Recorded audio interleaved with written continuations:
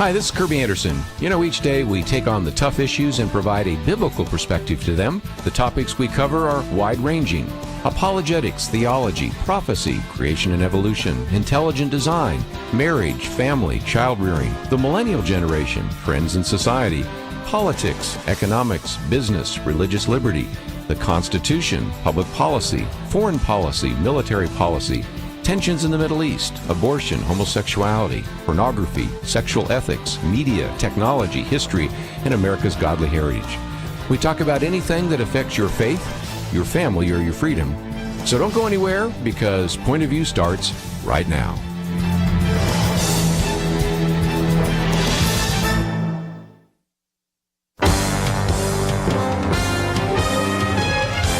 Across America, live. This is Point of View.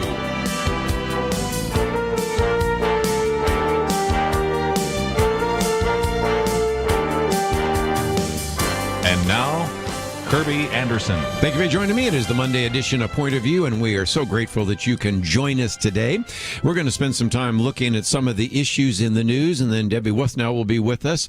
She is, of course, with iVoterGuide, and we're going to look ahead to these elections, talk about some of the information you will be able to get from her organization, from us, through the connections that she has with American Family Association and others, so that you can cast an intelligent vote. We're also going to talk about a number of very important Supreme Court decisions that she has been looking at that we can talk about.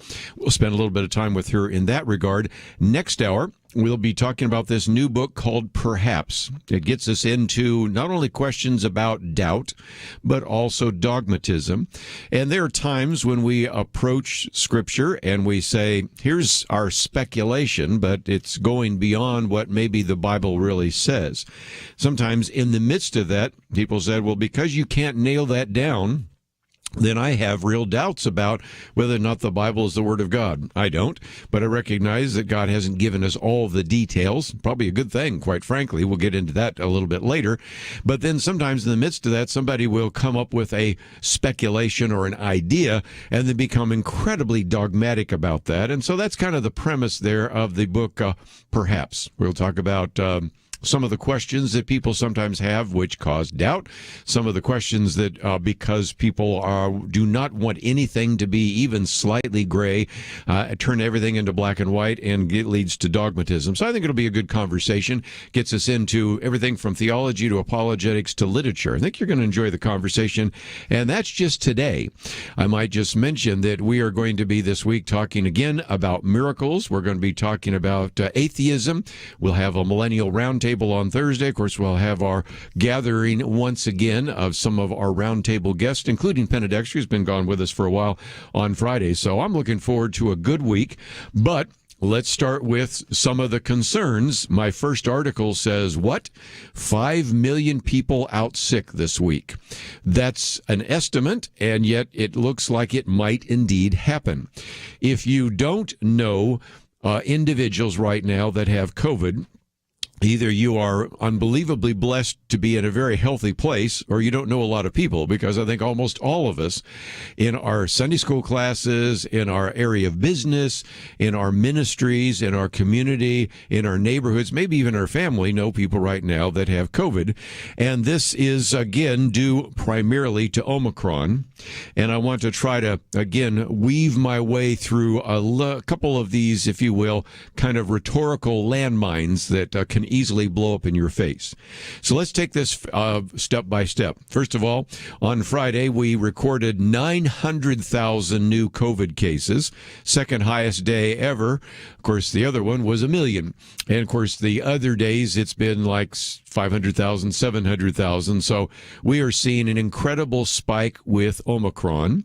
The estimates were that if this continues, and there was no reason over the weekend that it would not, here now on Monday, this week, we would see as many as 5 million people in the United States calling in sick, which represents, in round numbers, about 3% of the workforce. So I wanted to acknowledge the obvious there. The arguments that are being made right now is that we might once again be recording on an average 1 million new cases every day. We simply don't know. But again, you can sort of look at the highly transmissible way in which Omicron is actually passed from one person to another. But at the same time, the good news is it's not as dire as was warned. And I'm going to give you a statistic about that in just a minute.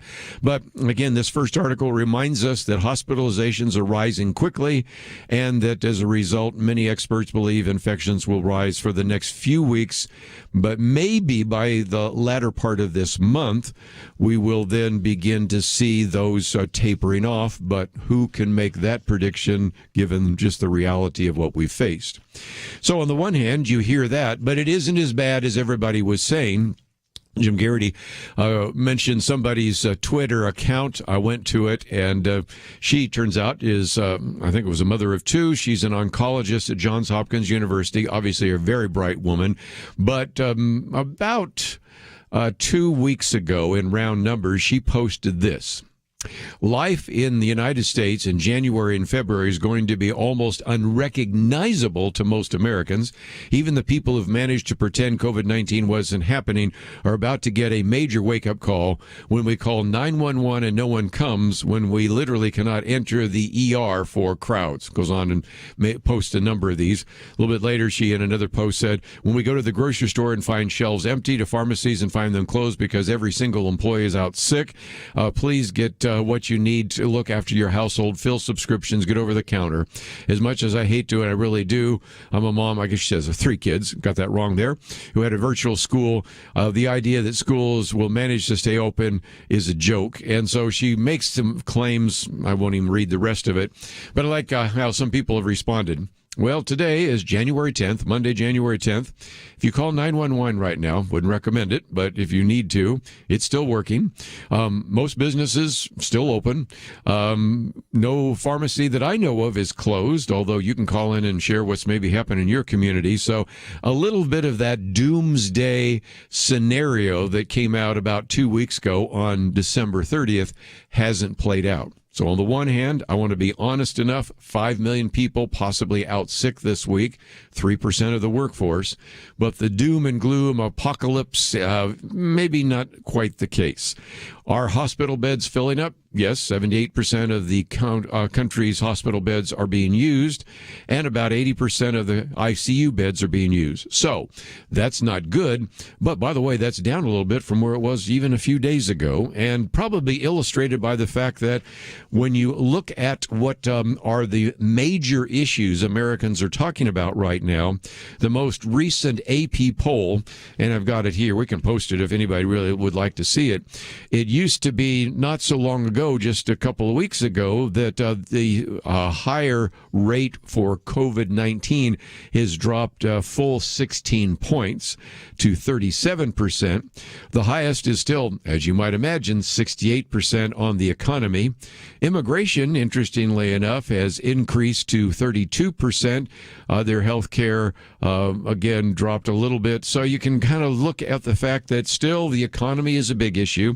Number 2, even at that point, is still COVID-19, but not quite as significant as it was recently.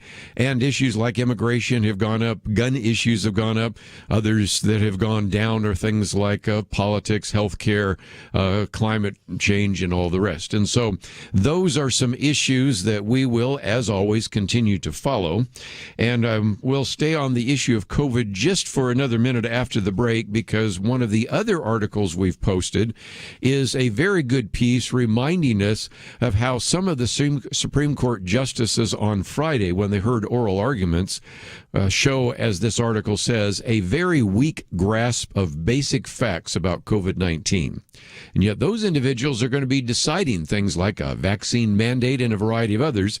And if they can't get their facts right, that should concern us. So we'll talk about that briefly and get into a couple of other topics that we have posted. Bottom of the hour, we'll be talking about voting, and we'll be talking about some of those Supreme Court decisions. All that coming up right after this.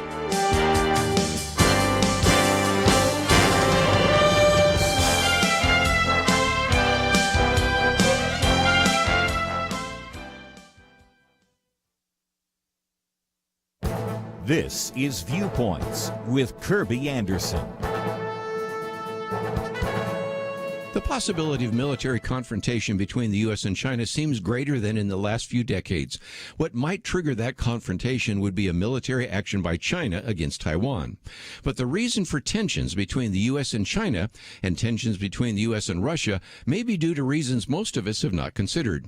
Andrew Mikta is the Dean of the College of International and Security Studies at the George Marshall European Center for Security Studies and a former professor at the U.S. Naval War College. He believes the current tensions are due to the conviction in Beijing and Moscow that their power advantage relative to the U.S. and its allies might worsen unless they move soon, making victory increasingly unattainable. The conventional wisdom has been that these countries, and especially China, are likely to move militarily because of their perceived strength.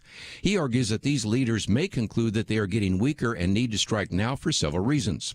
The U.S. military has been focused on counterterrorism and will require time to restructure. Also, the domestic conditions in the U.S. and Europe have been buffeted by the trifecta of COVID-19, increasingly brazen mass migration, along with cultural issues. A final reason is due to internal pressures building within Chinese and Russian societies for both countries. Population trends and current projections paint a devastating picture. Conflict between the U.S. and these two countries is not inevitable, but some military experts wonder if the U.S. might find itself embroiled in a two-front war. We should all hope and pray that does not happen, and that's even more reason for us to be in fervent prayer for our political and military leaders in this country. I'm Kerby Anderson, and that's my point of view.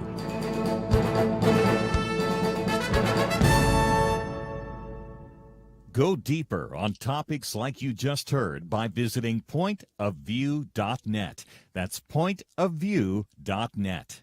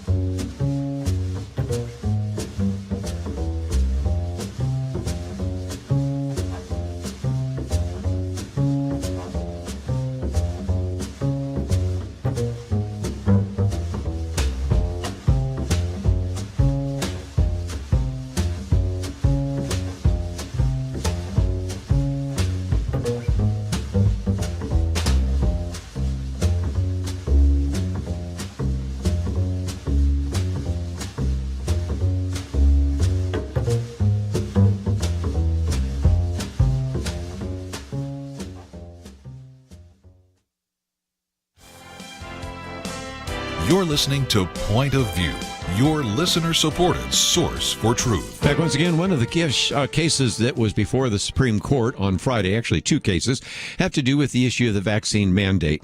Now, we should not expect these individuals who are serving on the court, who went to law school, to know much about biochemistry, virology, or anything else. That's why we have experts. The sad reality is, at least theoretically, when you have Congress or a state legislature looking at a scientific issue, you supposedly bring in some experts so that even if you are not an expert in this field, they can educate you on that issue.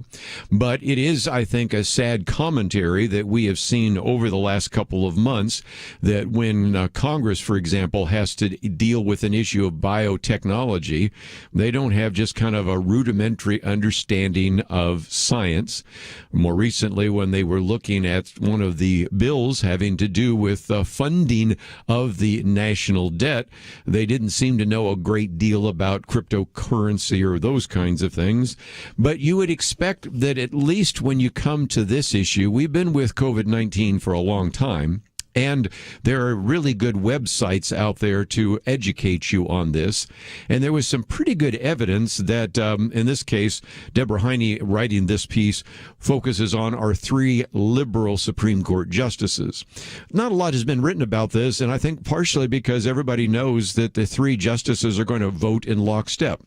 You might say, well, that's unfair. No, there was a study done a while back showing that it was very rare for these 3 justices not to already vote the way you know they were going to vote before oral arguments take place. Matter of fact, they looked for an exception, and the best they could find happened years ago when Stephen Breyer, on an issue that wasn't a big issue, actually departed from Elena Kagan and Sonia Sotomayor. So we know they've already made up their mind, and so in some respects, some of the misinformation that they were spreading probably isn't going to make a difference to them because they've already decided. But it, I think, is worth mentioning because, again, it illustrates to us that if all you do is read the things that you agree with and you're in your little silo, you don't even realize that there are other pieces of information that didn't make it into that particular news source. Just give you a couple of examples. And again, you can number 1 to 3. Number 1, let's talk about Stephen Breyer. Have respect for him intellectually, but again, at one point, he seemed to suggest that if indeed we implemented the OSHA mandate, that would prevent 100% of the COVID cases in America. And matter of fact, I guess he misspoke, but at one point he claimed that 750 million people tested positive for COVID-19 on Thursday. We only have 332 million. I'm assuming that's a misspeak, but again, it was the idea that if indeed we implement this mandate, the disease will go away. I think everybody that's been looking at any evidence at all recognize that vaccinated people can spread that virus. So that's Stephen Breyer. Number 2, Justice Elena Kagan, another very bright individual indeed, but posed a lot of questions on the false premise that vaccinated people will not get COVID. She said, quote, "We know that the best way to prevent spread is for people to get vaccinated. This is the policy that is most geared to stopping all of this." Again, it was, I think, incumbent upon, in this case, the individual representing Ohio, this would be the Solicitor General there because this came out of the Sixth Circuit, pointed out that Omicron is different from Delta. It is less severe, but more likely to infect vaccinated people. That apparently was news to her. But the one that most people talked about, and the one that Lathan Watch mentioned on Friday, was Sonia Sotomayor, in which one point after another, you had fact checkers actually jumping in pretty quickly to point that out. She, for example, argued that increased hospitalization show that Omicron is just as deadly as Delta for the unvaccinated. Again, if you've listened to this program, you know that it is not. It may be more transmissible, but it is certainly less deadly. Then she actually went on to say something that most people targeted as a real whopper. We have over 100,000 children which we've never had before in serious condition and on ventilators.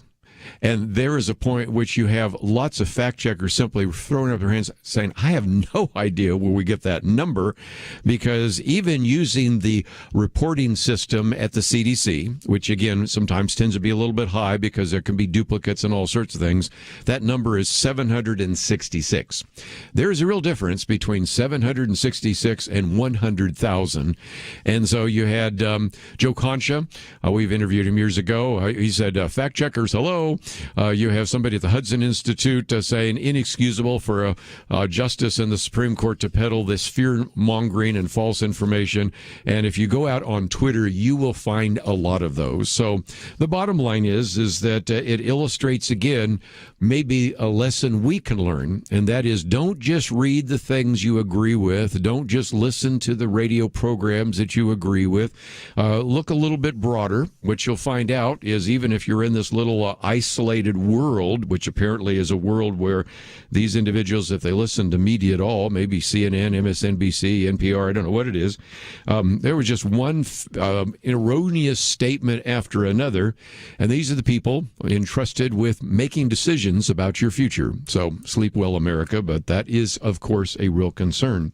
One of the articles I'm going to post tomorrow, we won't get into it today, is by Gerald Baker. He says, what if these people really believe what they said? Because it's one thing to make these misstatements and to make false decisions based on false evidence, but we'll talk about this tomorrow. When you have the president and the vice president comparing what happened on January 6th to Pearl Harbor, 9/11, a number of other things, everybody sort of said, well, that's just kind of rhetorical flourish. Is it? What if they really believe that? And that is a source of some concern. So we will cover some of that tomorrow. But just before we take a break, let me mention that I've also posted a couple of other articles. One having to do with the idea of what I'm starting to call this woke theology, wokeism and Western civilization. And it's a piece that A.J. Rice posted. Now, he's talking about the reaction from one Catholic, an archbishop in Los Angeles, about how sort of this idea of wokeism and woke theology and this social justice movement and critical race theory and all of this is really contrary to the gospel. Now, again, since he's quoting a Catholic, you don't have to be a Catholic to read this, but I think it's very well done in terms of just illustrating again that we are actually in a world where no longer can we assume some kind of basic facts about Western civilization. We certainly cannot assume basic facts about theology, because he points out from this one archbishop that they're saying that the space in which the church and believing Christians are allowed to occupy is shrinking, and that is certainly the case. Gets back down to what we mentioned just a few days ago in terms of the issues of what is permissible and what isn't permissible. And it says that this whole kind of idea of woke religion rejects the salvation of Christ for his salvation, and instead places in its place racial struggle, class struggle, and all of the rest, and is a utopian idea. And so I just thought I would pass this on, because here you're starting to see more and more people illustrating the point we've made. And that is this wokeism that's outside of the church, these woke ideas being promoted by AOC and by members of Congress, by certainly lots of professors, and even sometimes integrated into the curriculum that your children and grandchildren read and hear and are taught. Those ideas also are making their way inside the church, and it is, again, a very good piece to remind us of the need for us to exercise the kind of discernment that we talk about so often here on Point of View. One other article I'll just mention in passing also has to do with what the Taliban is doing right now in Afghanistan. We are not going to ignore what has happened since the Taliban and the Muslim clerics have taken over. This one has to do with the fact that they're dumping hundreds of gallons of liquor into the canal because you are not supposed to drink in a country that has Sharia law. And you might say, well, what do I care about that? But it also is banning foreign currencies.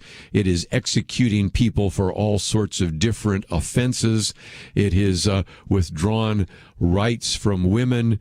It's even banned barbers from trimming men's beards. And if you want to get an idea of what it is like to live in a Sharia country, especially if you're LGBTQ, if you're a woman that believes that you have a right to vote and a right to move around, this article is just a reminder that once we left Afghanistan, which was already a disaster, has gotten a lot worse, and we'll continue to pay attention to that in the future.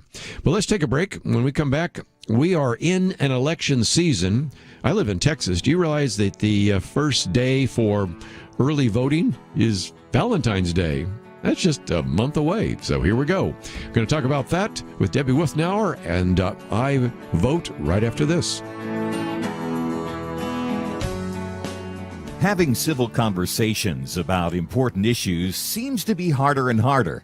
Various media outlets tell people what they should believe, why they should be outraged, and getting people to actually think, well, it can be difficult. Whether it's the gospel, tax issues, social policy, or just about anything else, you need to have solid information and clear thinking to address the hard issues. You need God's truth applied. And that's what you get in less than 2 minutes with Point of View's Viewpoints Commentary, a daily resource to help you be informed and think through the things we need to be talking about. It is free and will arrive in your inbox each day when you visit pointofview.net/signup. Sometimes we know we should say something, but we're silent because we're not quite sure what to say. Viewpoints Commentary can help you break the silence and change the narrative. It can make you a more equipped agent for truth. Get your free subscription to the Viewpoints Commentary at pointofview.net/signup. pointofview.net/signup. Point of View will continue after this.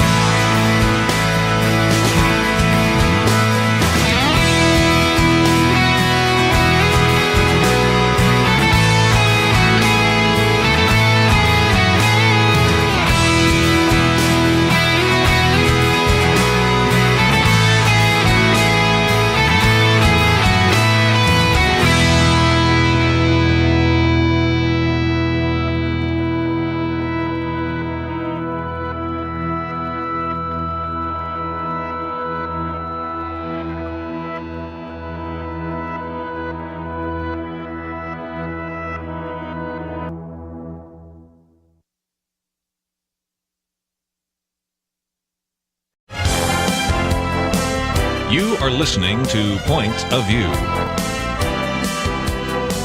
The opinions expressed on Point of View do not necessarily reflect the views of the management or staff of this station. And now, here again is Kerby Anderson. I know it's hard for some of you to imagine this, but we are in election season. I am broadcasting today from the state of Texas, and they will have a primary March 1st, both Republican and Democratic, and early voting will start on Valentine's Day. Now, I recognize most of you listening right now won't have your primaries till May or June. Got that. But it just illustrates how quickly this can come and why it's important to get good information about the candidates that you would want to vote for and to know more about them. Now's the time to get involved. This is when candidates are trying to raise funds. This is when candidates are trying to get people to endorse them. A couple hours from now, I'm going to be speaking at an event to actually endorse a candidate at a candidate forum, and these are the kinds of things that are going to be happening over the next couple of months. And so we wanted you to know, again, a lot about this iVoterGuide, and also to, within maybe just in a few minutes, also talk about some of these Supreme Court decisions that have come down. And these are all going to be done with Debbie Wuthnow, who is the president of iVoterGuide, has our master's degree in computer science from Princeton University, first joined iVoterGuide as a data analyst, and then later became the president. It is now, interestingly enough, merging in part of the Division of American Family Association. So, Debbie, thank you for joining us today here on Point of View. Oh, thank you for having me, Kerby. Appreciate it. Let's give the history here, because I think very highly of how you've put this together. It is always difficult to gather information from candidates, but you can look at their voting record if they're an incumbent. You can ask them various questions. Sometimes they don't give you all that information, so then you can look at their financial information, who is supporting them, who's endorsed them, who's given them money. And so you've been able, by using a lot of different techniques, help individuals that go to iVoterGuide to understand the differences between those candidates so that they can make informed decisions at the polls. We do our very best, Kerby. We gather basically publicly available information about the candidates, like you described, their voting records, who they've given money to, who has supported them, who's endorsed them.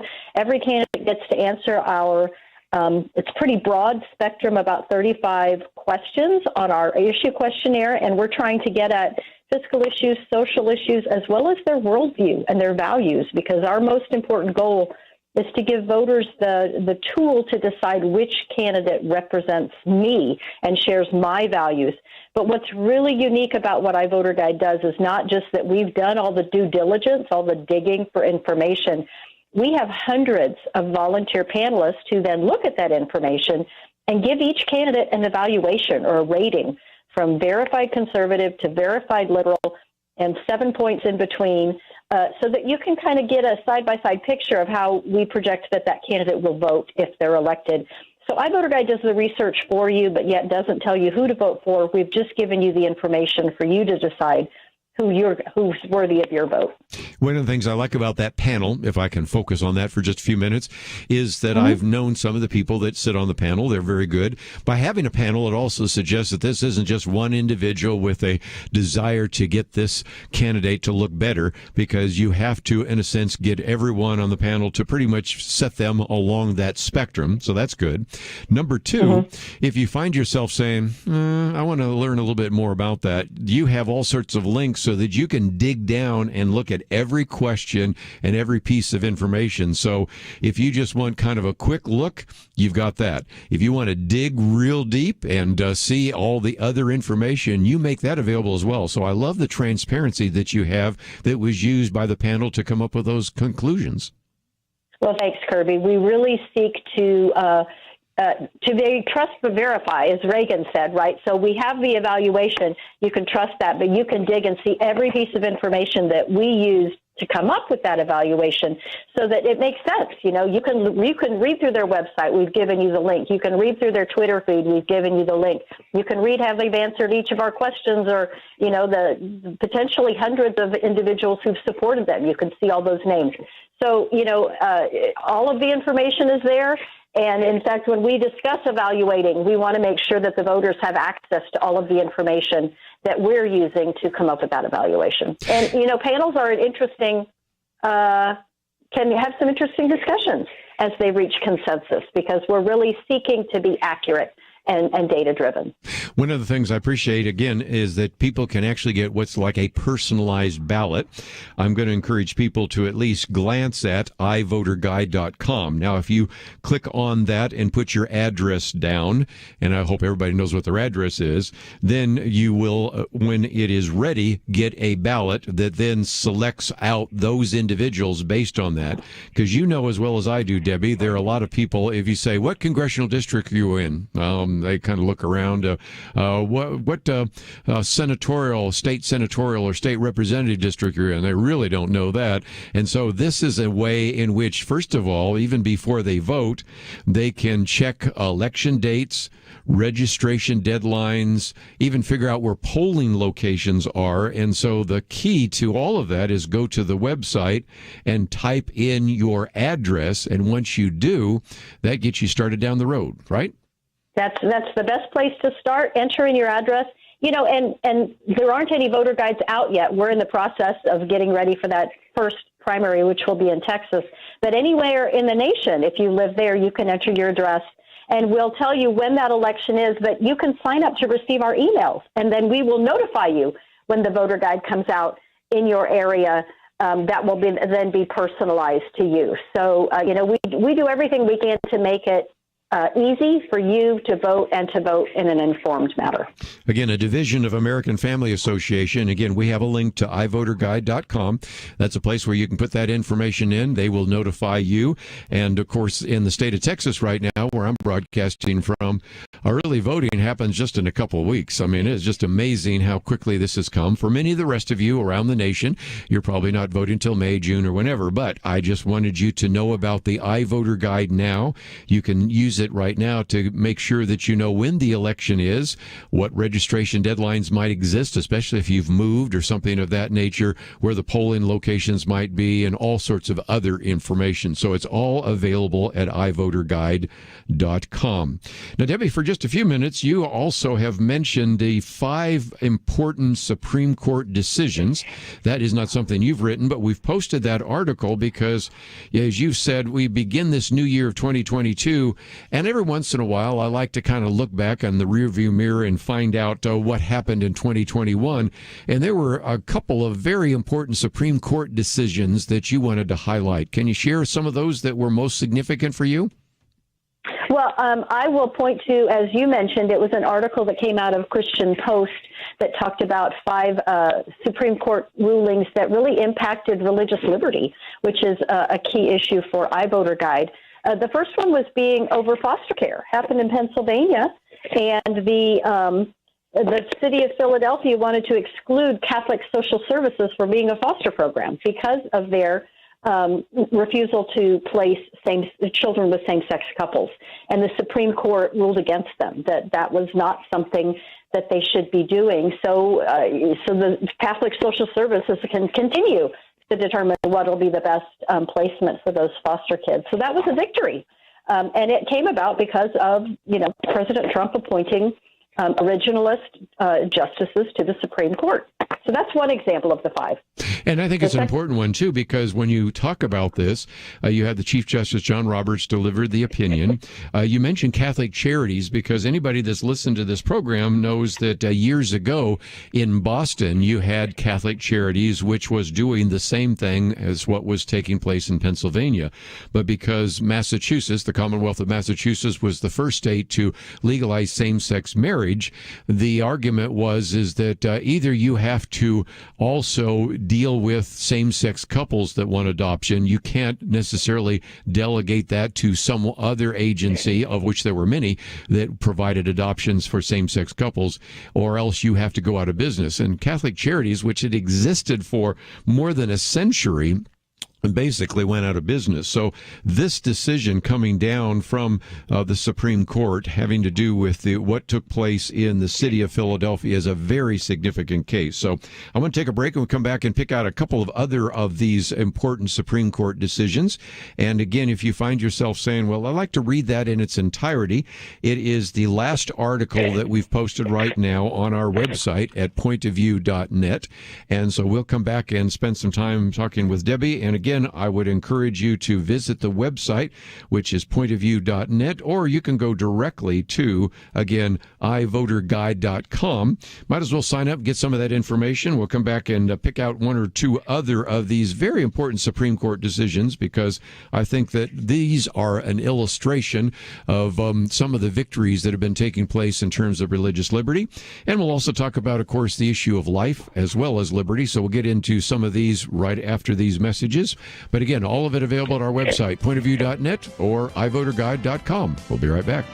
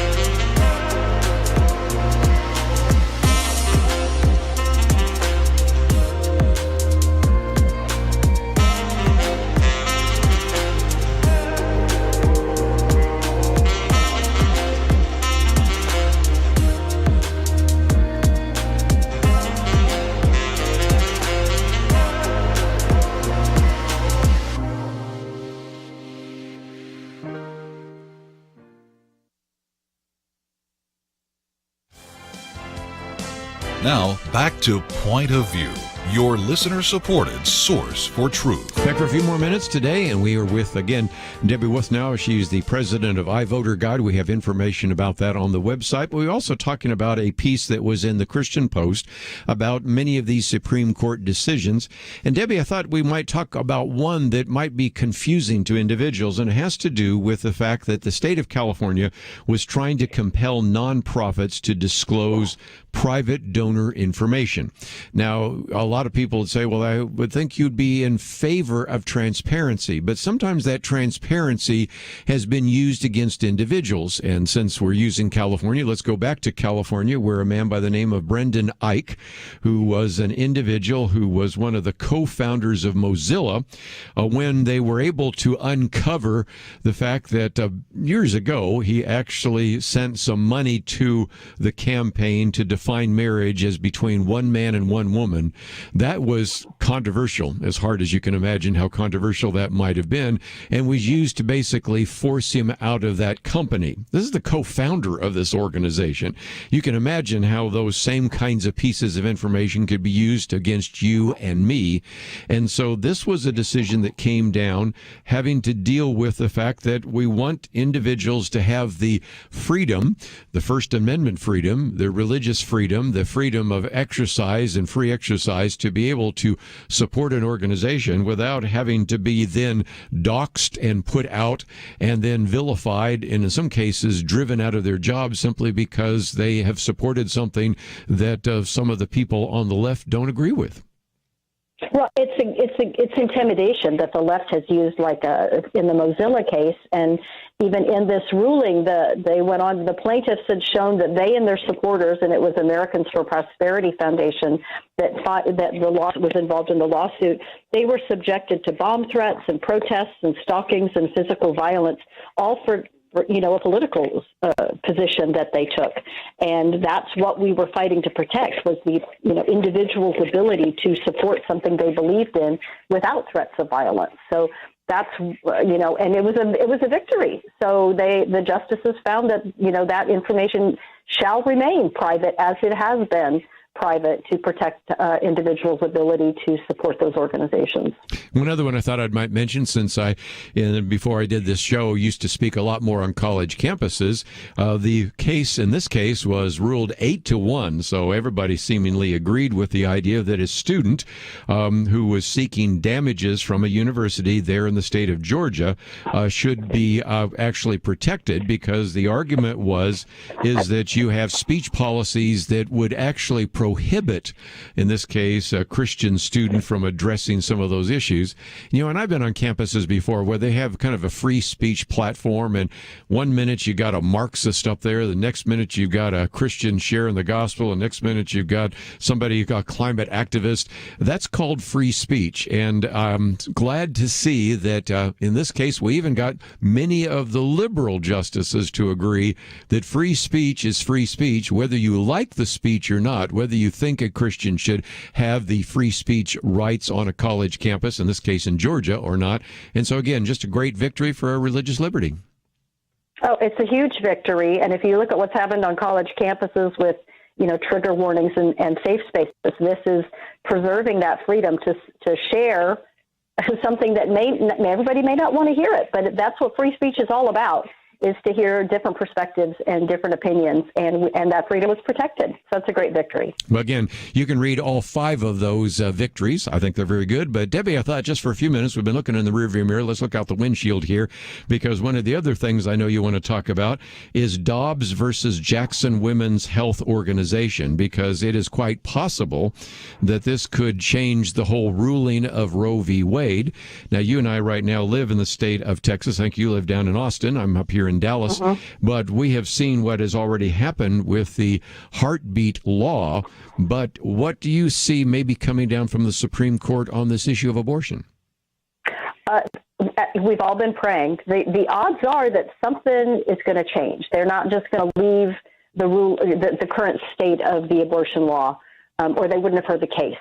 The hope is that they will change some part of Roe v. Wade, if they can tear it down completely. That doesn't make abortion illegal nationwide. That basically sends it back to the states. So it's real important not only that we have a conservative Supreme Court, but if you're a pro-life voter, which you and I are, as are I'm sure many of your listeners, then it matters what's the law in your state. And so there are some states that you would be surprised that if Roe v. Wade is taken down, abortion becomes legal in the state of Kansas and Iowa because of a constitutional amendment that was passed. And there is some legislation that has to happen to change that in that state. So The incremental changes like heartbeat laws are critical at the state level, and you need to be paying attention to what your state legislators believe with regards to abortion, because Dobbs may send it back to your state legislature. Well, again, that's why we need to pay attention. Of course, I've said, Debbie, that a lot of people probably couldn't tell you who their county judge was. And then we had the pandemic and lockdown. Everybody started knowing who their county judge was. And a lot of people probably couldn't have told you who was on the school board. And then we had all the things about critical race theory and the advancement of what almost are pornographic ideas in terms of sex education. And parents started showing up at school boards and the rest.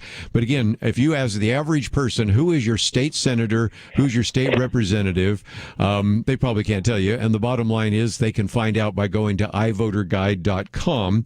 And again, I know that you want to try to increase looking at the number of candidates from about 8,000 that you did last time to about 12,000, so that you can educate more than just 3.5 million voters up to 5 million voters. So if people want to participate with you, maybe be on that panel, if they'd like to donate to the organization, if they'd like to just know more about that, they can find that at the website iVoterGuide.com, can't they?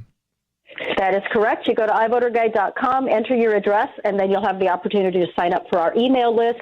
There's, on our top menu bar, there's the word ACT. If you want to act and get involved, click on that. There are resources for you to tell people about iVoterGuide. There's also a volunteer to be a panelist. We are looking for hundreds, if not over 1,000 volunteer panelists in all 50 states across the nation. If you feel like you want to do something, like you have no power, you do. You can help iVoterGuide in researching and evaluating candidates. You'll be helping your local neighbors and people in your state and in your neighborhood, but you'll also be helping people across the nation. And as a side benefit, you're going to learn what to look for in candidates that will help you to research candidates the iVoterGuide doesn't have the bandwidth to cover at this point, like your other school boards. So you learn to dive in what to look for. So I would encourage you to volunteer to be a panelist. I would encourage you to support iVoterGuide, and at the very least, sign up to get an election notice so that you know when iVoterGuide is available in your area. Well, again, thank you for joining us. And again, I know some of you are thinking, oh, I'll get to it. Do it now, then you won't forget it later on, and then you'll get that notification. So, Debbie, as always, great to have you on the program, and look forward to the next opportunity. Thanks for having me, Kerby. It was a pleasure. Again, we have a link to iVoterGuide.com, and I would encourage you to go and to find that. Maybe today, might even pass it on to some others. My Viewpoints commentary today is on China and Russia, and maybe tomorrow I'll post another piece. Seth Cropsey came out with a piece where he talks about a two-headed fight for Ukraine and Taiwan. I raised the idea that maybe China and Russia want to actually push the United States now because this is now or never for them.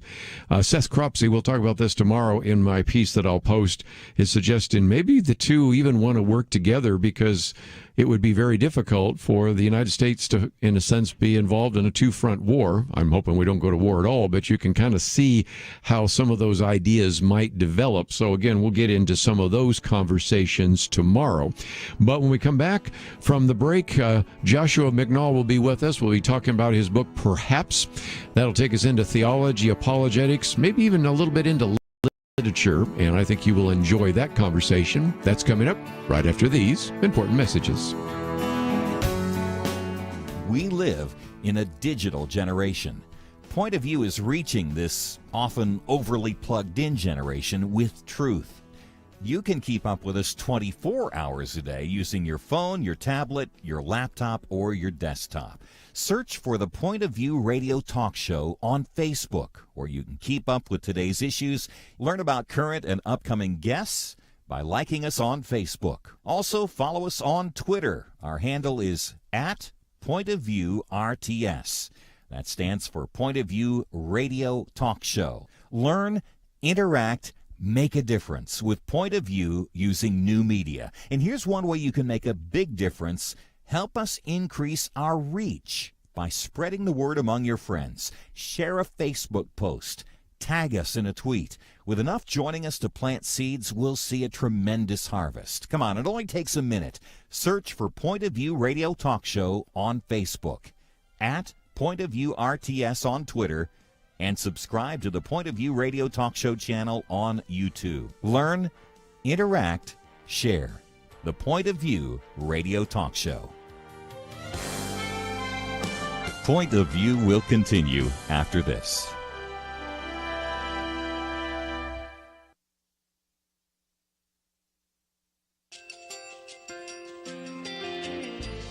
I just want to thank you so much for all the wonderful programming you have. You're just absolutely fantastic. I recently started listening to Point of View, and I really found it interesting because of the different subjects you cover. Thank you for that. I really appreciate everything that you do in keeping us informed. Thank you, Kerby, for everything that you have been doing. I appreciate all the work that you're doing, advocating for the Word of God. Thank you so much. Point of View, I think, is absolutely necessary because it's a Christian perspective, a biblical worldview perspective, and receive very current, up-to-date information about what is really going on, week to week in our culture, which is changing so rapidly, and yet it's morally sliding backwards.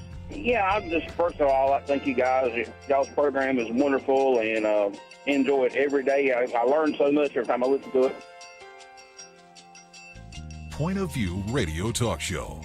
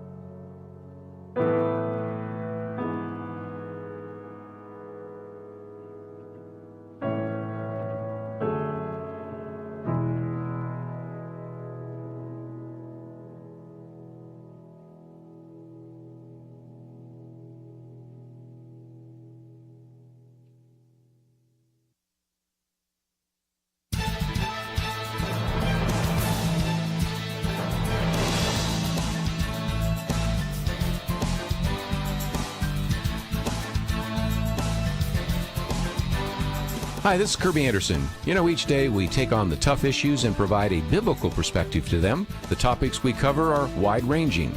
Apologetics, theology, prophecy, creation and evolution, intelligent design, marriage, family, child-rearing, the millennial generation, friends and society, politics, economics, business, religious liberty, the Constitution, public policy, foreign policy, military policy, tensions in the Middle East, abortion, homosexuality, pornography, sexual ethics, media, technology, history, and America's godly heritage. We talk about anything that affects your faith, your family, or your freedom. So don't go anywhere, because Point of View continues right now.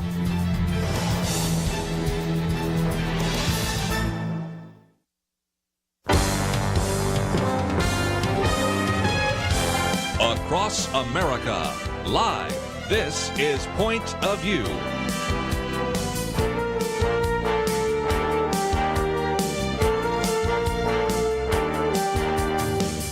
And now, Kerby Anderson. So often here we talk about really giving you the ability to articulate a biblical worldview, but also want you to know how to defend a biblical worldview, which is oftentimes called apologetics. But at the same time, I recognize that as we try to give you answers, sometimes we don't have a clear answer. Scripture doesn't necessarily speak to that issue.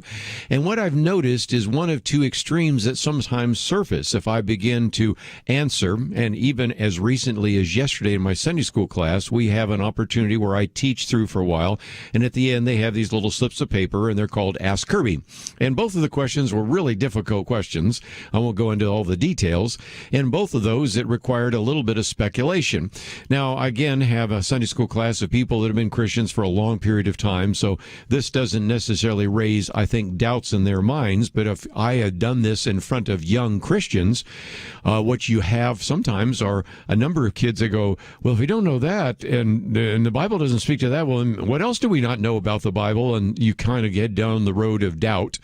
Or you have some that are convinced that everything is black and white, and so then they head down the road towards dogmatism.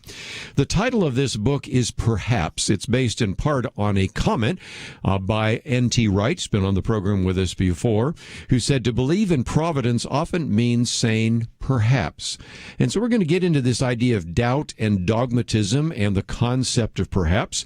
And it is written by Professor Joshua McNall. He has his PhD from the University of Manchester. He's an associate professor of pastoral theology, ambassador of church relations, and also the director of the honors program at Oklahoma Wesleyan University. You might also see, as we send you to his website, that he hosts a blog called Outpost Theology, and he's the author of this book. It is published by InterVarsity Press, came out a couple of months ago, and joins us now by phone. So, first of all, Dr. McNall, thank you for joining us here on Point of View. It's great to be with you, Kerby. Thanks for having me. Gotta love a guy that maybe didn't take a lot of geology. I did. Where he starts out talking about Pangea. And if people hear that, they go, I don't know what that means, but you've probably heard of the idea of continental drift. The argument is at one time the earth was not divided. Matter of fact, you even have a phrase in Genesis that implies some of that. But the continents are moving apart. Europe is moving away from North America, yet I don't feel it on my feet, but they're drifting apart. And you use that to say that in some respects we are seeing a breakup sometimes even in the evangelical world, and it's a theme that sort of runs through your book. So explain why you chose a geological category or metaphor to illustrate this. Well, I'm a little nervous talking about geology with somebody who I know knows more about it than I do. So despite that fear and trepidation, you're right. It's a metaphor for, I think, where many of us find ourselves right now within our web of relationships, within evangelicalism in general, where we feel like the ground is moving beneath our feet. And some Christians increasingly are sliding sort of off the map of faith toward the land of what I've called doubt and even unbelief. And others, in part, in reaction to that, the loss of faith around them, are becoming increasingly dogmatic and, claims to certitude and even kind of angry rhetoric on the other side. And so that drift that you mentioned geologically is playing out in lots of different ways, whether it's politically or socially or theologically, in terms of our faith in ourselves, but in our kids and our grandkids, as we see people sort of driven to these two extremes as the ground sort of separates beneath our feet. I like the way it's said here, the land of unchecked doubt, and as well as the land of strident dogmatism. Now, let's at least establish foundation. There are a lot of issues that I'm going to go to the mat on, and obviously that's the deity of Jesus Christ, the reliability of the Bible, the authority of God's Word, on and on and on, and we can go through those. But at the same time, there's some questions that I think are legitimate questions that I think sometimes cause an individual to leave the faith. And we've seen so many of these, what you call deconversions, and a lot of them have come from very prominent individuals, sometimes Christian musicians, sometimes even Christian authors. And when they all of a sudden walk away from the faith, I'm going, well, what held you there in the first place? These questions have existed, some of which they raise for centuries. I think we've come up with very good answers in so many different books on alleged contradictions of the Bible, Bible difficulties, as well as recognize there are some intramural debates between Christians about certain ideas. But there is this pressure that is coming really almost from the secular world that is causing a number of people to, you would think, be really firm in the faith, but all of a sudden one day announce that they've decided to walk away from the faith. And that's been troubling to me. And as a professor at a university, Oklahoma Wesleyan University, I'm sure you've probably seen that as well. Yeah, I have. And, in some ways I wrote this book for my students. And it's a book that there's a fictional narrative, which I'm sure you know, weaving through the book of a young lady who goes off to college and begins to lose her faith. And so it's a very personal thing for me. I'm a parent. My kids are pretty little at this point, but my college students are starting to ask big questions about their faith. And so it's not just an arcane academic debate. It's a very personal one as we see people ask questions about their faith. And sometimes there are questions, as you mentioned, that we just don't have certain answers for. The title of the book perhaps is not at all implying that we should just sort of engage in this rampant what-ifery and sort of let go of core bedrock doctrines. That's not what I'm proposing at all.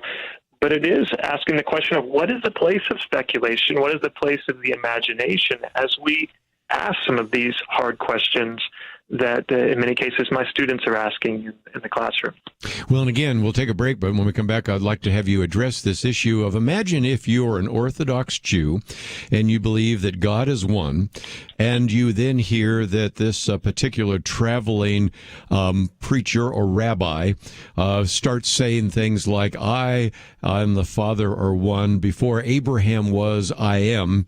Then maybe even after you became a Christian, you're one of the disciples and you are a follower of Christ, then people ask you, well, how do you as a Jew put together this idea that God is one, and yet you also believe that Jesus was God? And you can see how, as people sometimes say, there was a need for some, if you will, creative thinking about that probably was required of the early church. And you take us through some of the, if you will, perhapsing in the church tradition. So when we come back from the break, let's, if we can, recognize that whether you go to the Old Testament and you start, of course, with Abraham and Isaac, or whether you take us all the way through the New Testament into the early church fathers, Origen and others, all the way up to maybe Jonathan Edwards in America, how this has been, I think, a part of doing theology and apologetics, and that's an attempt to really understand more of the depths of God's Word.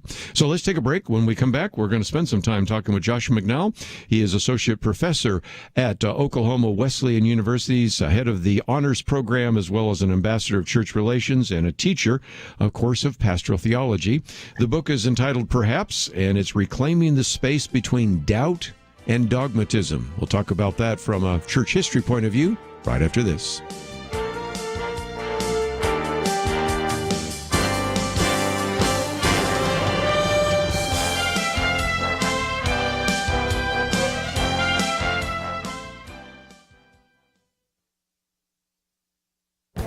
This is Viewpoints with Kerby Anderson.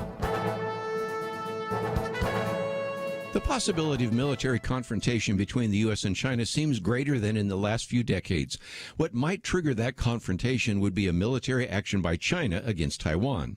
But the reason for tensions between the U.S. and China and tensions between the U.S. and Russia may be due to reasons most of us have not considered. Andrew Mikta is the Dean of the College of International and Security Studies at the George Marshall European Center for Security Studies and a former professor at the U.S. Naval War College. He believes the current tensions are due to the conviction in Beijing and Moscow that their power advantage relative to the U.S. and its allies might worsen unless they move soon, making victory increasingly unattainable. The conventional wisdom has been that these countries, and especially China, are likely to move militarily because of their perceived strength. He argues that these leaders may conclude that they are getting weaker and need to strike now for several reasons. The U.S. military has been focused on counterterrorism and will require time to restructure. Also, the domestic conditions in the U.S. and Europe have been buffeted by the trifecta of COVID-19, increasingly brazen mass migration, along with cultural issues. A final reason is due to internal pressures building within Chinese and Russian societies for both countries. Population trends and current projections paint a devastating picture. Conflict between the U.S. and these two countries is not inevitable, but some military experts wonder if the U.S. might find itself embroiled in a two-front war. We should all hope and pray that does not happen, and that's even more reason for us to be in fervent prayer for our political and military leaders in this country. I'm Kerby Anderson, and that's my point of view.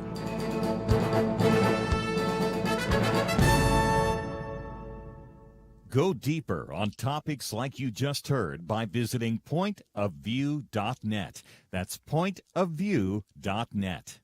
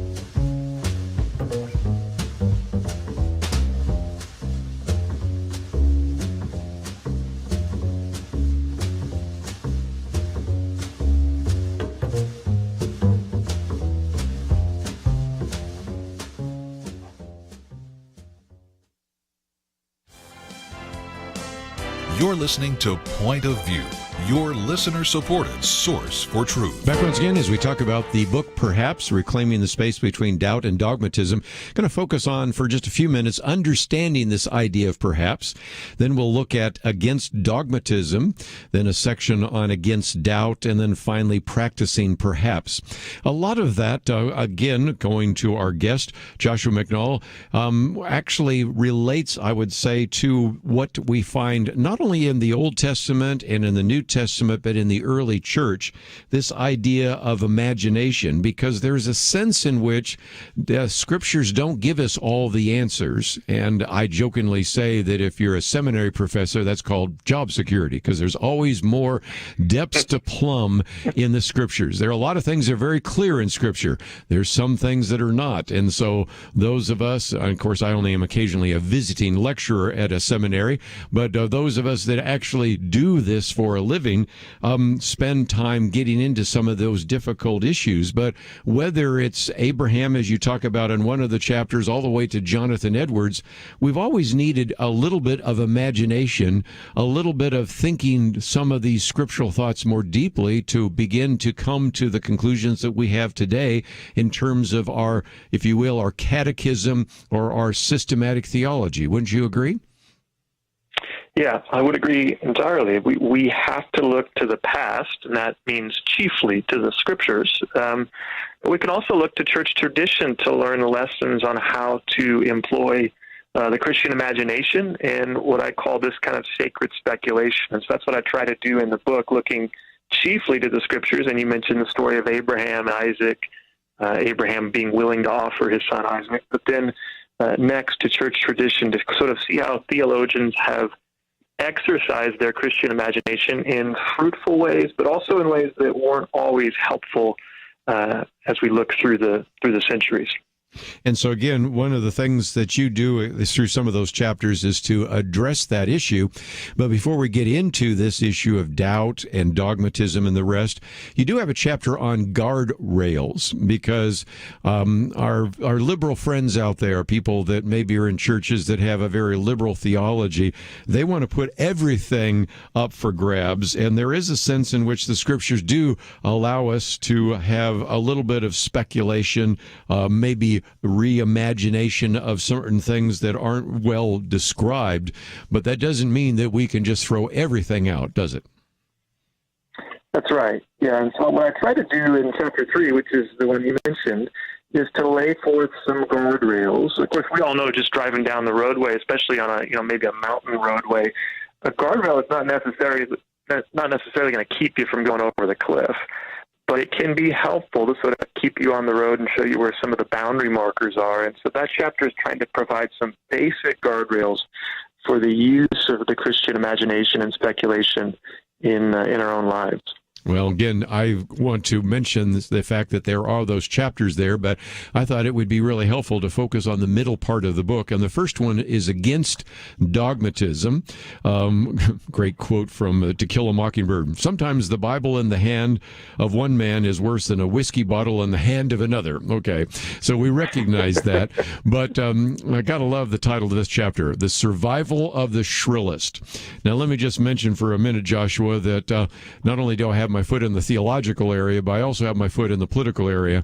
And believe me, you can go to some of these political events, conventions, and all of that, and the most shrill voices are the ones that are gaining the hearing, and that's a real concern for some of us around the table. So what you see sometimes in politics, some of these talking head shows where everybody's shouting over everyone else, is a visible manifestation of, sadly, what has sometimes happened within the church in terms of dogmatism. Can you take us through that? Yeah, when I talk about dogmatism, it really has two facets. And so it's a matter of tone. That's the one you mentioned already, shrillness. And that's amplified increasingly, not just by our political discourse, but by the algorithms that are ruling our lives. Social media may be the chief example of that. And they prioritize engagement.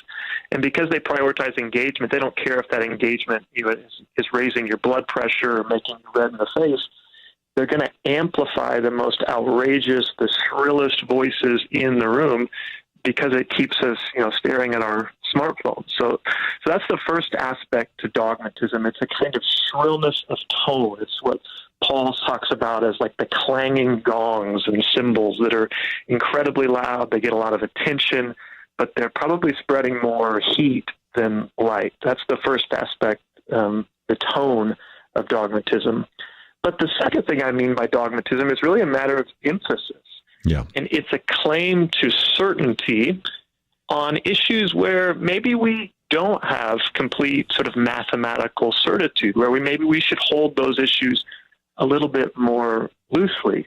And so when I talk about dogmatism, I'm talking about a shrillness of tone, and then secondly, a claim to certitude on issues where maybe we don't have certitude, and we should be a little bit more open-handed in our rhetoric. Let's, we can come back to both of those. One of those issues of dogmatism is social media. You quote from Alan Jacobs a number of times. We've had him on the program as well. And he talks about digital dogmatism.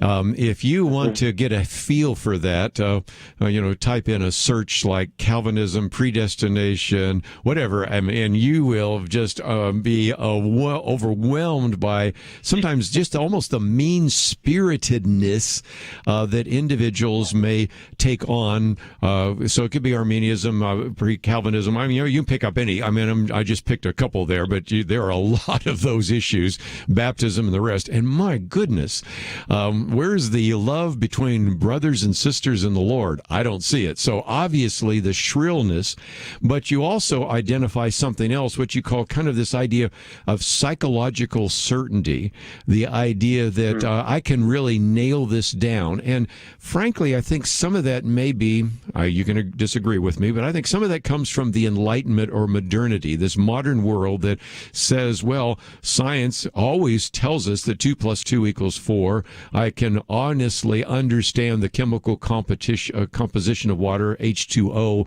There are all sorts of physical principles for which we have certainty. So certainly we should have as well complete certainty and dogmatism in that regard. So it isn't just the loud voices. It's also the conviction that I can apply almost a scientific method to theology. And I think that's probably not a good way to interpret Scripture. What are your thoughts? Yeah, I would agree. When we're talking about, a sovereign, mysterious, invisible God, we cannot apply the same rules of examination as we would to, plotting the schematics of a circuit breaker.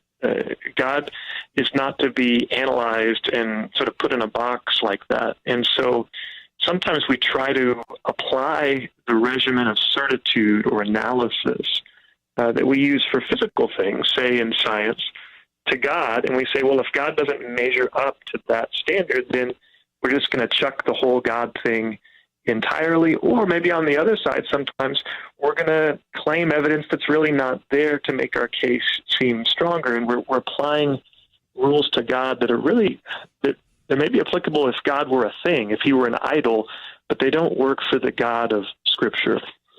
You also talk about false certainty, and boy, I've seen this. Since I'm the old guy around the table, I have noticed over now decades young people that might be in a youth group, or they may have latched on to a particular parachurch group, and they just give you a set of rules and regulations, views that you need to hold to.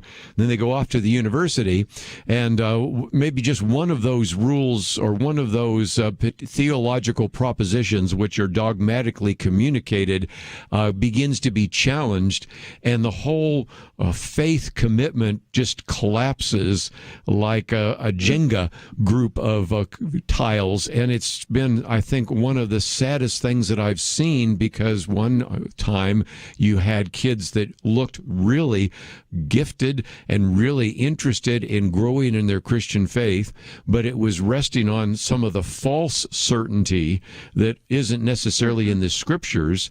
And so as soon as you just pull out one of those Jenga tiles, the whole thing collapses. And these young people that went off to college that you were going to be convinced we're going to make such an impact for Christ and make such a difference in their community, come back and they're not even coming to church after a period of time. So in some respects, this issue of dogmatism leads to what we're going to talk about after the break, and that is doubt. And again, a very important principle there as well. So again, we're about halfway through the book, and if you find yourself saying, this might be something I'd like to read, or maybe pass on to a young person to avoid some of those pitfalls. It is published by InterVarsity Press, came out in September. It is entitled Perhaps Reclaiming the Space Between Doubt and Dogmatism. We have information about Joshua. We have information about the book. It's all available at our website at pointofview.net. We've talked about dogmatism. When we come back, we'll talk about doubt. All that coming up right after this. Having civil conversations about important issues seems to be harder and harder. Various media outlets tell people what they should believe, why they should be outraged, and getting people to actually think, well, it can be difficult. Whether it's the gospel, tax issues, social policy, or just about anything else, you need to have solid information and clear thinking to address the hard issues. You need God's truth applied. And that's what you get in less than 2 minutes with Point of View's Viewpoints Commentary, a daily resource to help you be informed and think through the things we need to be talking about. It is free and will arrive in your inbox each day when you visit pointofview.net/signup.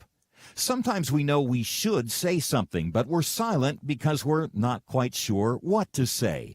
Viewpoints Commentary can help you break the silence and change the narrative. It can make you a more equipped agent for truth. Get your free subscription to the Viewpoints Commentary at pointofview.net/signup. Pointofview.net/signup. Point of View will continue after this.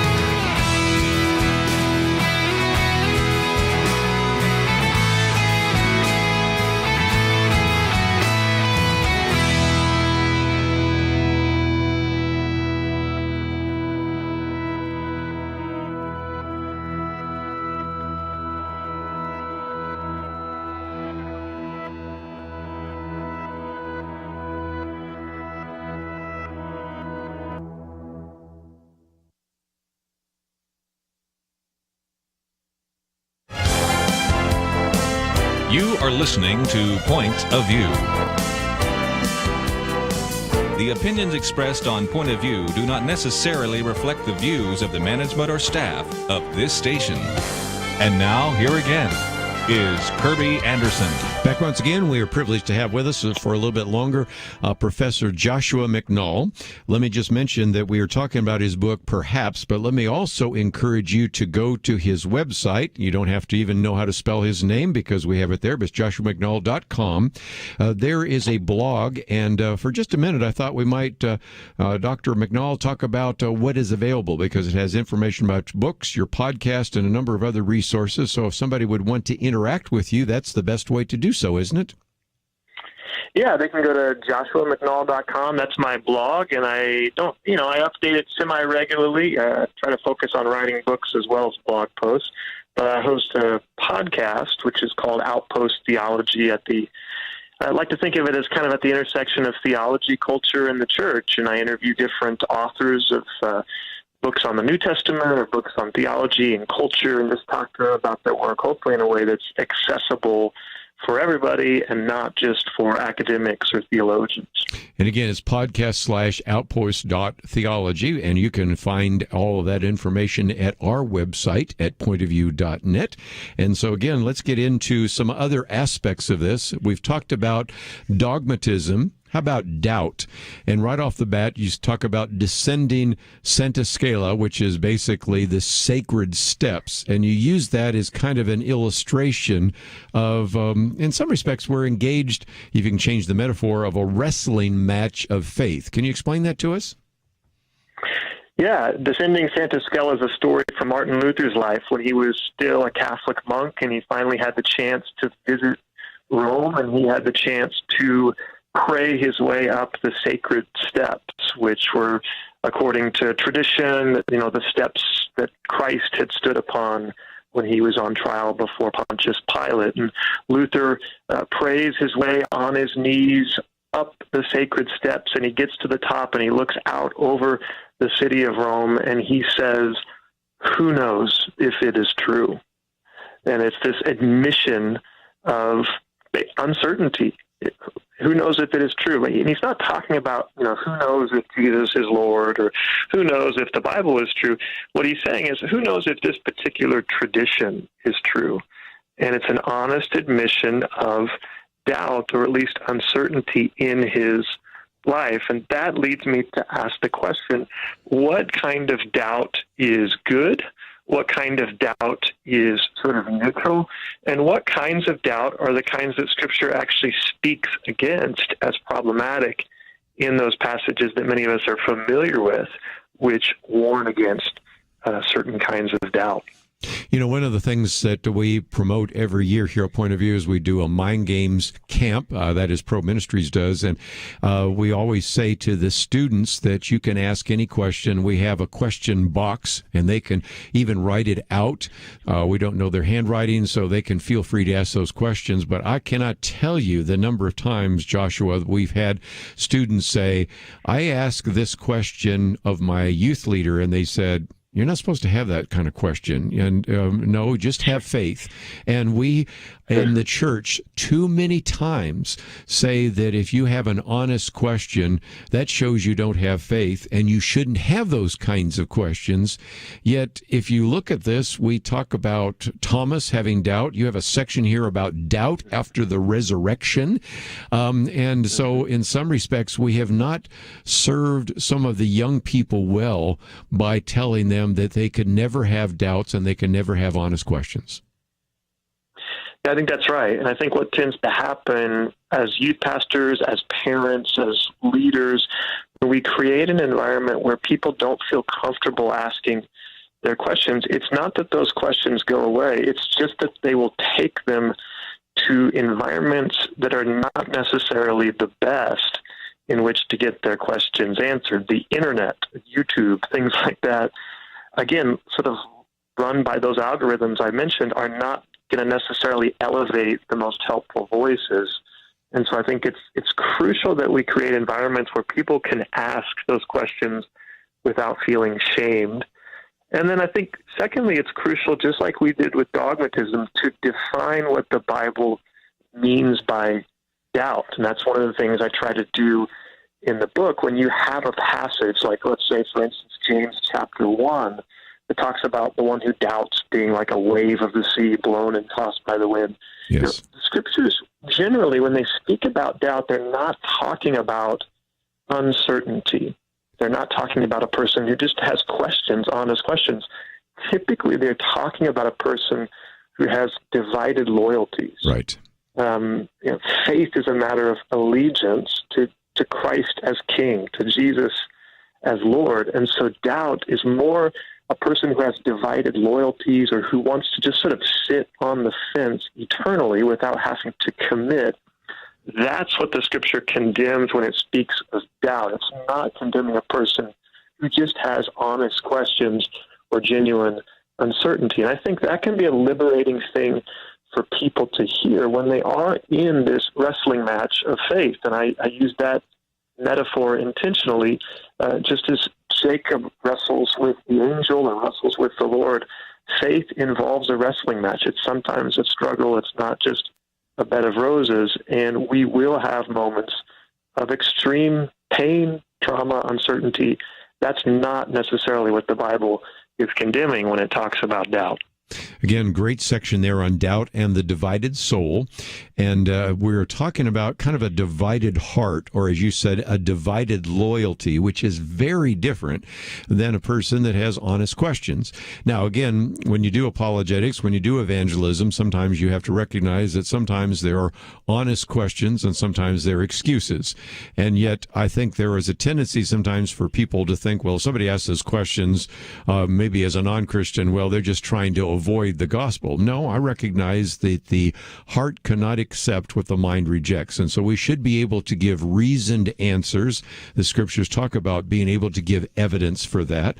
And I think, as you point out a little bit later, this is become a more intense issue because what you have, first of all, are a number of people in the younger generations who find themselves saying that they don't think religion or Christianity is relevant.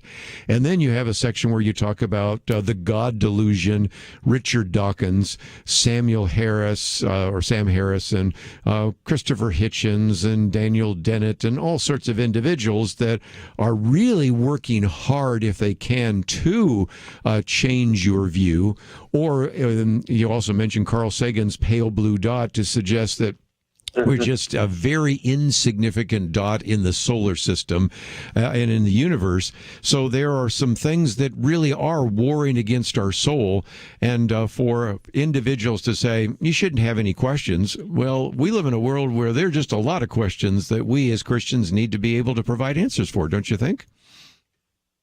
Yeah, I do. And I think, you mentioned that cadre of authors, whether we're talking about the new atheists or whether we're talking about certain strands of apologetics. I think evidence is important. I think rationality is important.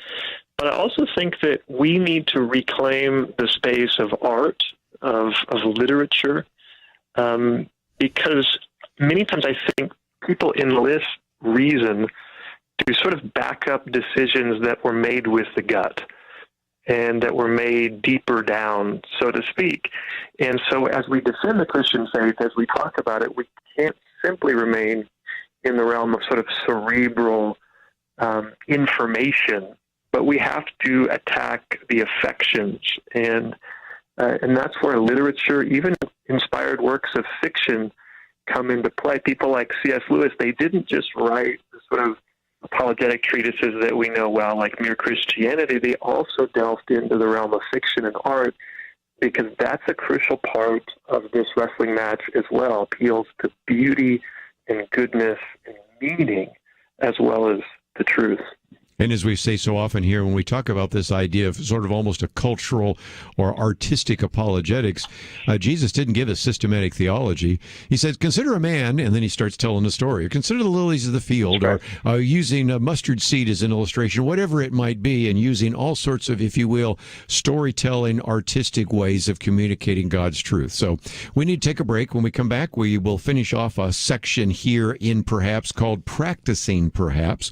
What does that look like, and how do we address that? And again, how can we maybe learn some lessons from this particular book that came out a couple of months ago? It is published by our friends at InterVarsity Press, and it is written by Dr. Joshua McNall. You can find his website on our website here. You could follow his podcast as well, Outpost Theology, and I think you'll find a lot of great material. And as you're listening to this, you might think, I know somebody who really needs to hear this. And you can go to the website. In the red button there, we have a listen and watch button. Listen would be enough, or download the podcast and send it to them, or a link. Watch, of course, you can watch it again, or of course, you can also find it on the YouTube channel. And so those are some resources that not only can benefit you, maybe you know somebody that would like to hear this or could benefit from hearing this, and you can pass it on to them. Let's take a break. We have a few more things to cover, and we will do that right after this.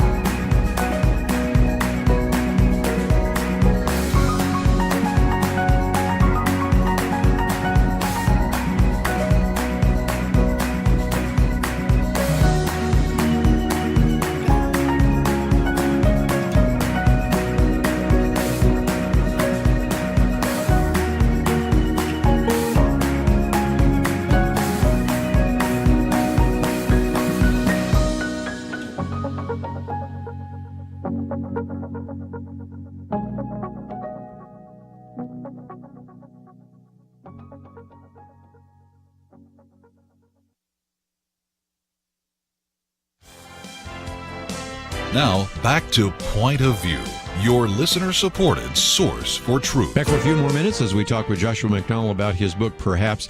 The section on practicing perhaps, you take us through this whole idea of Charles Darwin, which I think is interesting because he was trying to understand the natural world.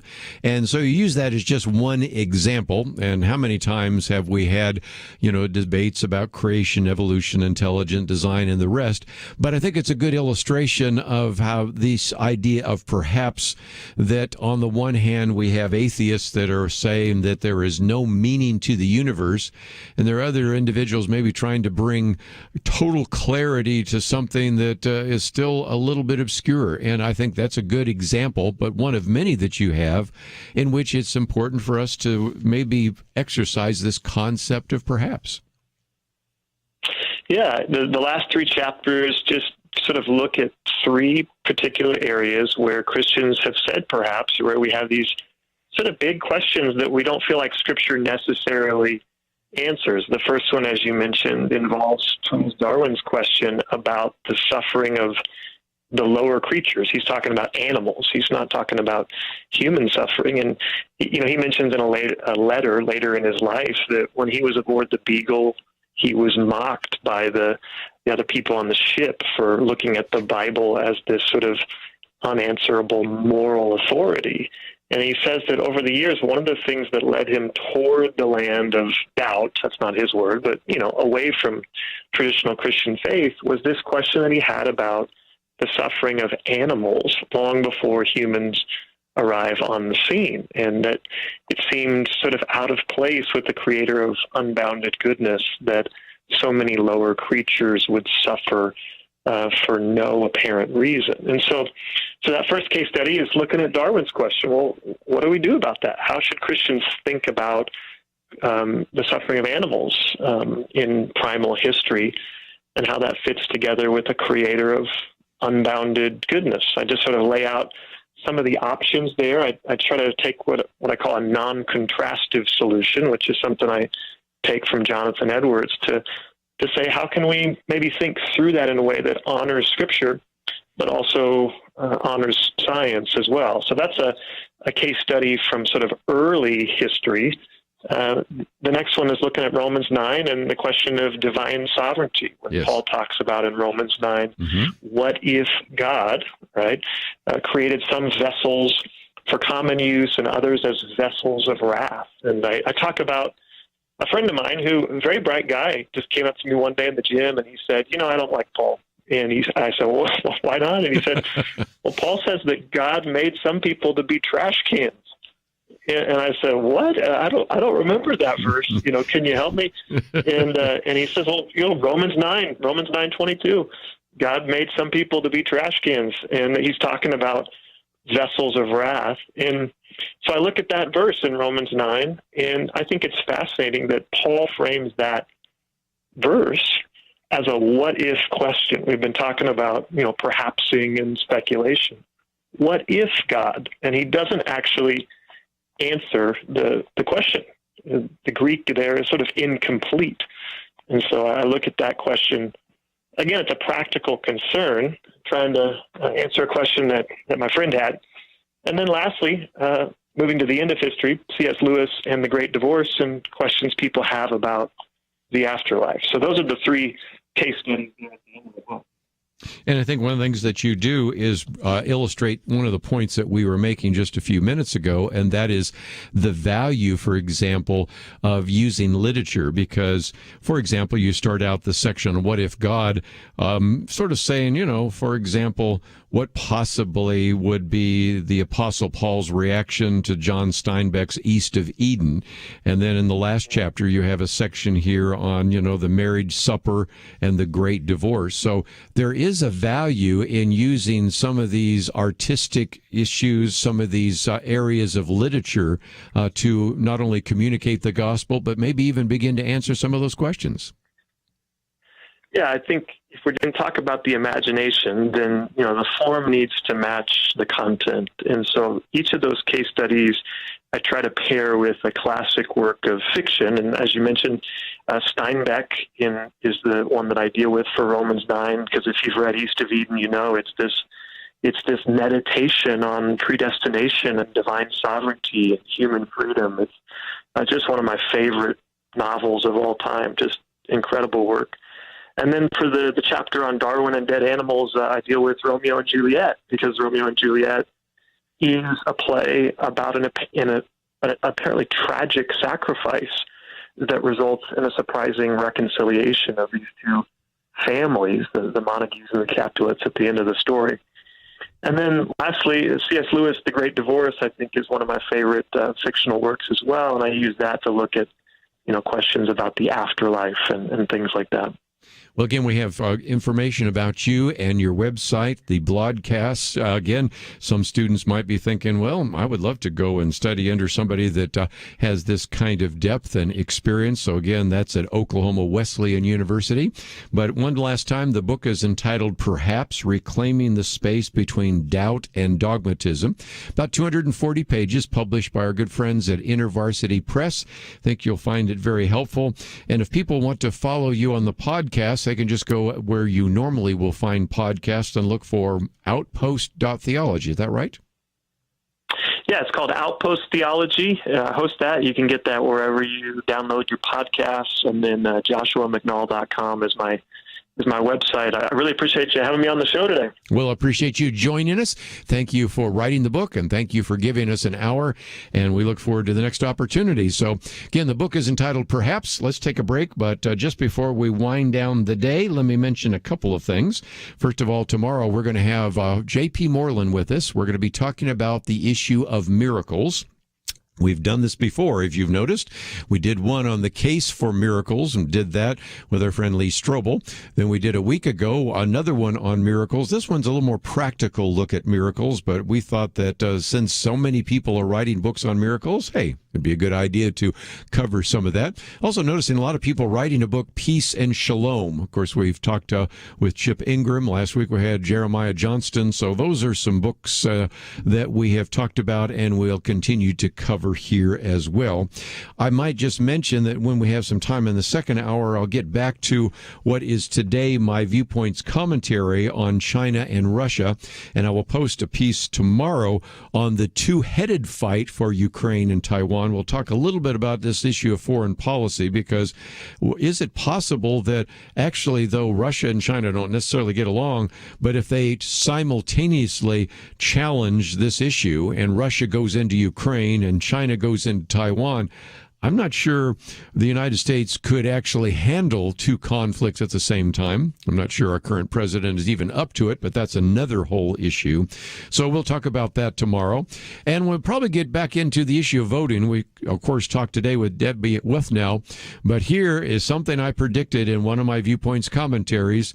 Over the weekend, you had the New York City mayor, the new mayor, Eric Adams, enacted a measure that would allow more than 800,000 non-citizens in the city to vote in municipal elections. It will grant voting rights to any adult who's been a lawful permanent resident in the city for more than 30 days.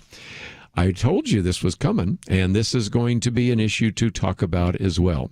We never lack for things to cover here on Point of View, and so if you would like to find some of the articles I've mentioned today, they're all available at our website, pointofview.net.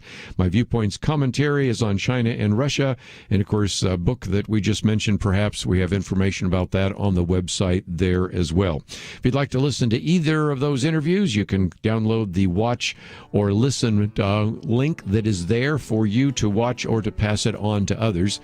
And I hope as you go there that you'll take advantage of the resources we're making available to you, because we want you to be able to light some lamps in your community. I want to thank Andrew for his help as an engineer, Steve his help as a producer. We'll see you back here tomorrow on Point of View. Supreme Court Justice Clarence Thomas recently said, "The Declaration of Independence has weathered every storm for 245 years. It birthed a great nation. It abolished the sin of slavery, and it endeavored to address its effects. While we have failed the Declaration time and again, and the ideals of the Declaration time and again, I know of no time," said Thomas, "when the ideals have failed us." While some see our founding as fatally flawed and promote ideas that have failed every time they've been tried, at Point of View, like Justice Thomas, we still believe in America's ideals. And if you do too, make a difference today. Join the Truth Team as we promote the unchanging truth that gave us liberty and prosperity. Visit pointofview.net/team or call 1-800-347-5151. The original Americans responded to the call. Will you? Pointofview.net/team and 1-800-347-5151. Point of View is produced by Point of View Ministries.